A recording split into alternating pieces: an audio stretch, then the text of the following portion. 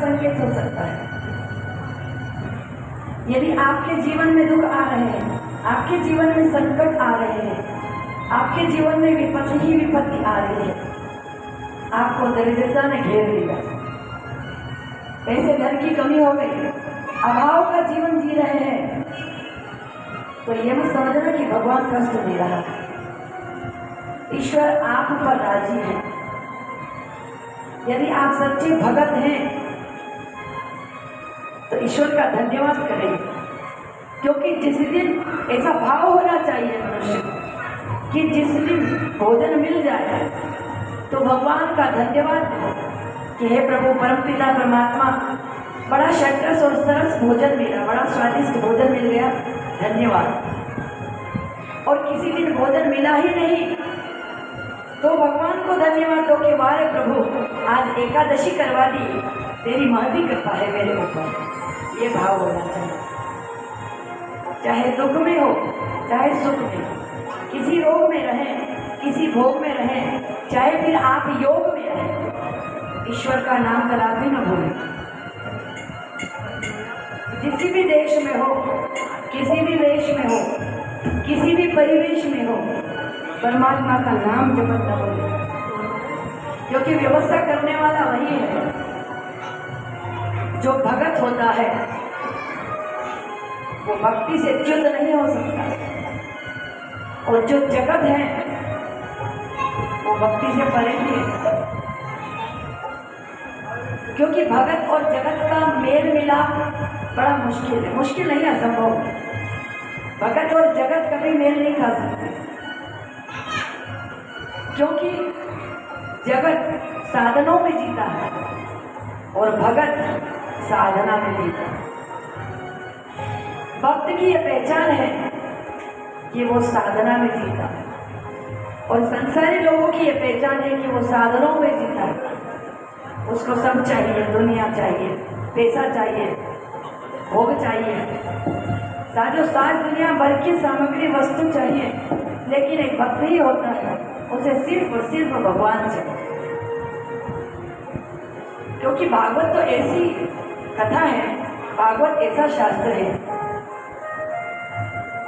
जो सबको तारने वाला है, चाहे वो नास्तिक हो, आस्तिक हो, पापी हो, पामर हो, चाहे वो मत्सरता से भरा हुआ हो, चाहे अविद्या से भरा हुआ हो। भगवान भेद नहीं करता। भेद दृष्टि हमारे अंदर है, द्वैत हमारे अंदर है, ईश्वर में द्वैत नहीं हो सकता।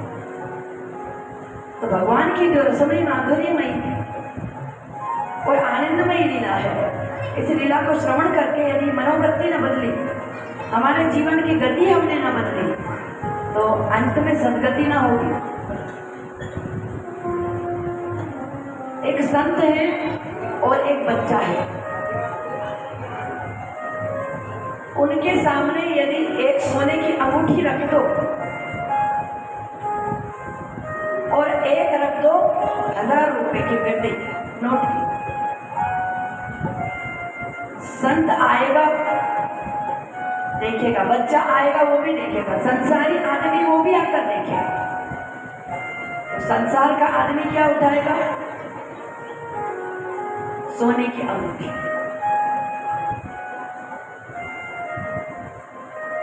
और बच्चा आएगा,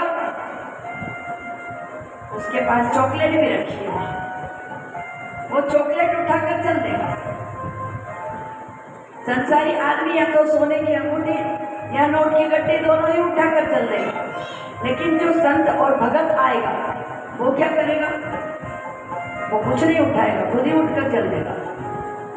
बस हृदय से जाना चाहिए तो छूट गया, छूटता कुछ नहीं है। योग वासिष्ठ रामायण में आता है कि श्री रामचंद्र जी जब विद्या अध्ययन करके अपने घर आए तब उनको अचानक वैराग्य हो गया था। अचानक वैराग्य जब उनको हुआ तो वशिष्ठ जी से कहा कि प्रभु मैं तो इस संसार में रहना नहीं चाहता, मैं तो अब अरण्य में जाकर रहना चाहता हूँ, जंगल में जाकर वहीं आराम से भगवान की भक्ति करूँगा, साधना करूँगा, तपस्या करूँगा, मैं तपस्वी जीवन जीना चाहता हूँ। लेकिन गुरुदेव ने क्या कहा?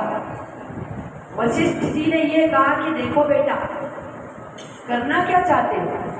बोले मैं सब कुछ त्याग करना चाहता हूँ गुरुदेव। उन्होंने कहा क्या त्याग दोगे?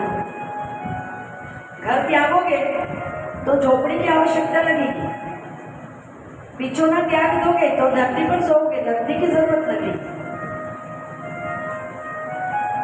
भोजन त्याग दोगे तो कंदमूल फल की आवश्यकता लगेगी।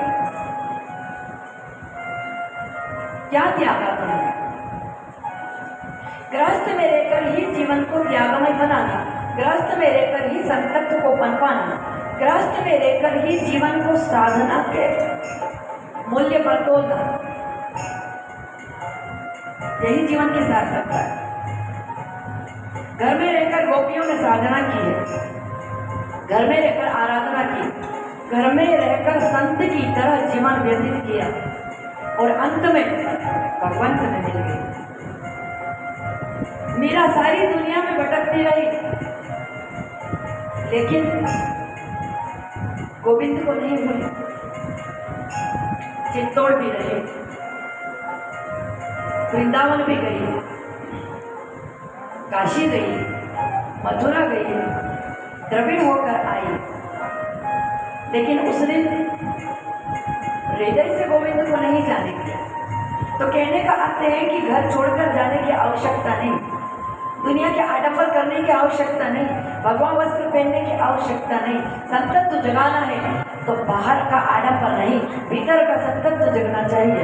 संन्यास्त क्या है? संतत्व क्या है? त्याग ही तो है। जीवन